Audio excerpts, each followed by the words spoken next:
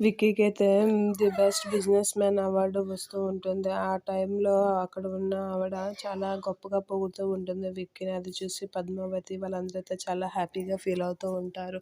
పద్మావతి అయితే చాలా హ్యాపీగా ఫీల్ అవుతూ ఉంటుంది. ఆవిడైతే ఇలా అంటూ ఉంటుంది, విక్కీ సక్సెస్ అవ్వడానికి కారణము వాళ్ళ అక్క వాళ్ళ అమ్మే కాదు, మిగతా ఇంకొకరు ఉన్నారు అనేది అంటూ ఉంటుంది. ఆ మాటలకి షాక్ అయిన విక్కీ అయితే ఇంకొకరు ఎవరు అనేది ఎవరని చెప్తుందా అని వెయిట్ చేస్తూ ఉంటాడు. అది అరవింద కూడా ఎవరబ్బా అని చెప్పి ఆలోచిస్తూ ఉంటుంది. పద్మావతి కూడా చూస్తూ ఉంటుంది. అదే టైంలో వాళ్ళ ఆవిడ విక్కీ వాళ్ళ నాన్నగారే తన సక్సెస్కి కారణం అనేది అంటూ ఉంటాడు. ఆ మాటలకి విక్కీ అయితే చాలా కోపంగా ఉంటాడు.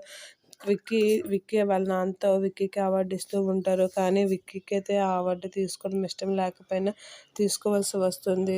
అవార్డు వచ్చిన ఆనందం కూడా లేకుండా పోయింది అని చెప్పి చాలా బాధపడుతూ ఉంటాడు విక్కీ ఆ అవార్డు తీసుకొని. విక్కీ అయితే వాళ్ళ నాన్న ముఖం కాసి కూడా చూడు. వాళ్ళ నాన్న అయితే విక్కీకి అవార్డు ఇవ్వడానికి చాలా భయపడుతూ అవార్డు ఇస్తూ ఉంటాడు. విక్కీ ఏమంటాడో అని భయంతో ఉంటూ ఉంటాడు.